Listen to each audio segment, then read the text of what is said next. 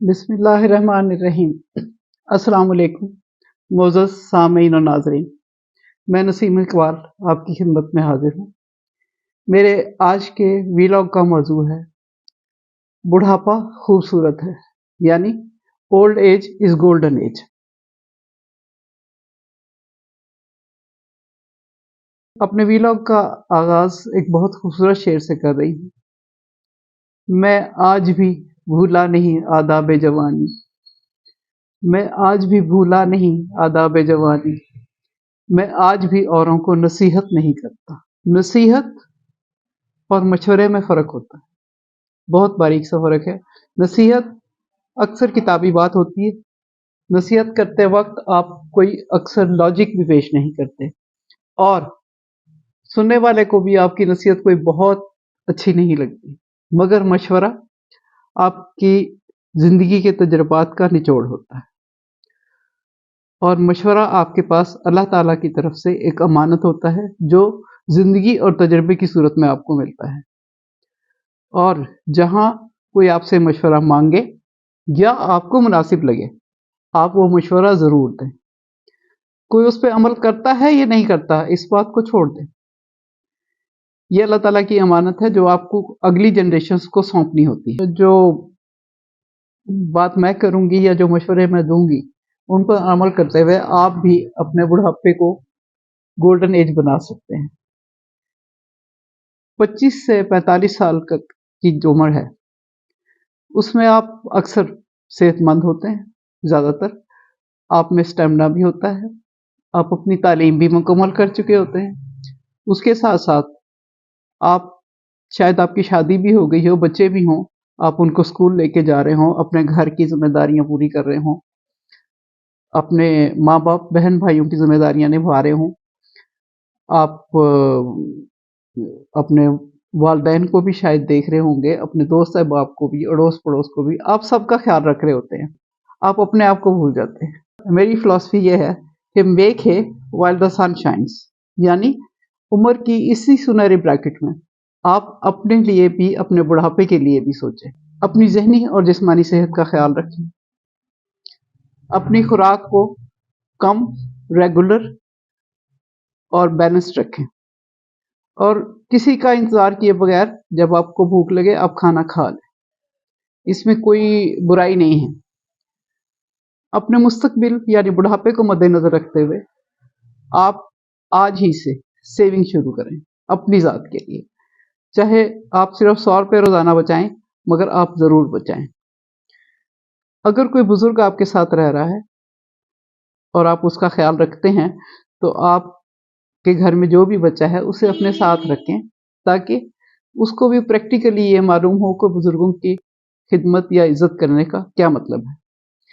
मैं आपके सामने अपनी बेटी की मिसाल पेश कर रही हूँ। मेरी बड़ी बेटी कोई 2.5-3 साल की थी, तो मैं एक दिन उसे खाना खिला रही थी। वो मुझे कहती है, मामा जी जब मैं बड़ी हो जाऊंगी ना, तो फिर मैं आपको खाना खिलाऊंगी। मैंने उसे कहा, बेटा आपने मुझे सिर्फ खाना नहीं खिलाना, आपने मेरा कपड़े भी बदलने हैं, आपने मुझे सैर के लिए भी लेके जाना है, आपने मुझे बाथरूम भी लेके जाना है। तो that was the right time जब आप बच्चे को के दिमाग में ये बात डालते हैं। और अल्हम्दुलिल्लाह मेरी तीनों बेटियां, तीनों बच्चे इस लिहाज से बहुत केयरिंग है। बच्चों की जिम्मेदारी लेने की आपको जरूरत नहीं है। उनके वालिदैन हैं, अल्लाह ताला उनको सेहत और जिंदगी दे, वो अपने बच्चों का ख्याल रख लेंगे। आपको बिला वजह अपने अपनी बेटी दामाद के घर में या बेटे बहू के घर में इंटरफेयर करने की जरूरत नहीं है। बल्कि आप उनसे ये भी गिला ना करें कि मैं अकेली हूँ, मेरा कोई ख्याल नहीं रखता, या मैं अकेला हूँ, मेरा कोई ख्याल नहीं रखता, बच्चे तो अपने अपने काम में मसरूफ होंगे। भाई उन्होंने अपने काम करने हैं, और आपको खुश होना चाहिए कि वो मसरूफ है, और आपको भी अपनी मसरूफियात अपने हिसाब से जारी रखनी चाहिए। अपनी जो आपकी ज़िंदगी में कोई ख्वाहिश है, कोई ज़रूरत है, या आप नहीं कर पाए हैं मसरूफियात की वजह से, आप वो करें। मसलन आप किताबें पढ़ना चाहते हैं, आप किताबें पढ़ें, आप अखबार पढ़ें, आप टीवी देखें, आप ड्रामे देखें, आप अपने दोस्तों के घरों में जाएं, उनको अपने घरों में बुलाएं, آپ کہیں پھولوں کی نمائش پہ چلے جائیں، آپ کہیں مارکیٹ میں اپنے پرسنل شاپنگ کے لیے چلے جائیں، آپ اپنے گھر میں چھوٹی گیمز جیسے لوڈو ہو گیا، تاش ہو گئے، چیس ہو گئی، چھوٹے موٹے مطلب گھر میں کیرم بورڈ ہو گیا، یہ اس طرح کی گیمز کو اپنی روٹین کا حصہ بنائیں تاکہ آپ ذہنی طور پہ خوش بھی رہیں اور مصروف بھی رہیں۔ یہ بہت ضروری ہے کہ بڑھاپے میں کبھی بھی اپنا گھر اور خصوصاً اپنا کمرہ تبدیل نہ کریں۔ پہلی بات تو یہ ہے کہ بچوں کے گھر میں تو آپ کو شفٹ ہونا ہی نہیں چاہیے۔ آپ جہاں پہ آپ نے ساری زندگی گزاری ہے وہاں آپ سب سے زیادہ کمفرٹیبل فیل کرتے ہیں، تو آپ کو بلکہ اپنے کمرے میں ہر سہولت رکھنی چاہیے، جیسے مطلب اتنا قریب قریب ہو کہ آپ کو مشکل نہ ہو اٹھنے میں بار بار یا ان چیزوں کو پکڑنے میں، جیسے ریموٹ ہو گیا، ٹی وی ہو گیا، آپ کا موبائل اور اس کا چارجر ہے، آپ کے میز کرسی ہے، آپ کے بیٹھ کے پڑھنے کی جگہ ہے، لیمپ ہے، آپ کی کتابیں ہیں، آپ کا اے سی، ٹی وی، فریج یا کوئی ایسی چیزیں وہ بالکل ایزیلی اپروچیبل ہونی چاہیے، ہیٹر وغیرہ۔ اور اگر آپ بیمار ہو جائیں، کوئی ایسی بات ہو کہ آپ کو زیادہ پریشانی ہو جائے، تو آپ کو چاہیے کہ آپ خود یا اپنے بچوں سے کہیں کہ آپ کے لیے کسی میڈ کا بندوبست کر دیں جو آپ کی خوراک، آپ کی صفائی کمرے کی، آپ کے بستر کی صفائی، آپ کے کپڑے دھونا، استری کرنا، ان سب کا خیال رکھے، آپ کو باتھ روم لے جانا، آپ کو سہارا دینا۔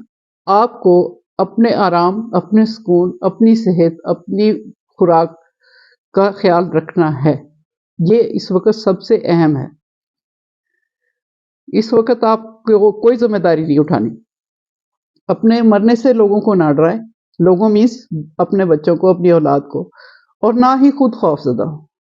موت ایک اٹل حقیقت ہے، یہ ایک حیات عارضی سے آپ حیات ابدی کی طرف جا رہے ہوتے ہیں، تو باعزت طریقے سے زندگی گزاریں اور باعزت طریقے سے سفر آخرت کی تیاری کریں، اپنی ذمہ داریاں بانٹ دیں، کیونکہ بقول شاعر اوج قمر جلالوی کے، اب نزا کا عالم ہے مجھ پر، اب نزا کا عالم ہے مجھ پر، تم اپنی محبت واپس لو، جب کشتی ڈوبنے لگتی ہے تو بوجھ اتارا کرتے ہیں۔